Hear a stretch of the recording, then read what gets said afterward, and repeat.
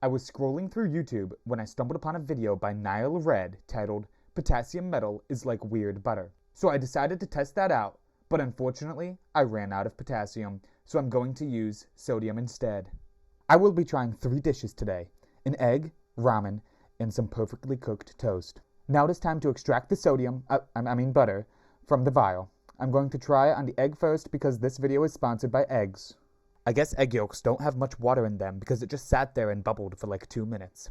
However, I think this would add some nice texture to the egg, so I'm going to give it a pass. Next up is the ramen. I really broke the bank for this instant ramen, so if you could hit that subscribe button, that would be appreciated. The extra salty butter is fully in the ramen, and right off the bat, we can see more happening than the egg. I think this will add some nice smoky flavor, so the ramen also gets a pass. Last up is the toast that Gordon Ramsay made for me. Unfortunately, he is not very good at making toast, so I'm going to have to give it a fail, but I think I can make it better.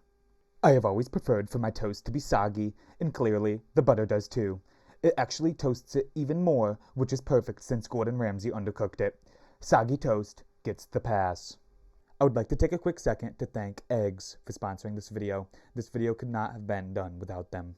Anyway guys, if you liked the video, please subscribe, comment, like, follow me on Twitter, Instagram, TikTok, you know the deal.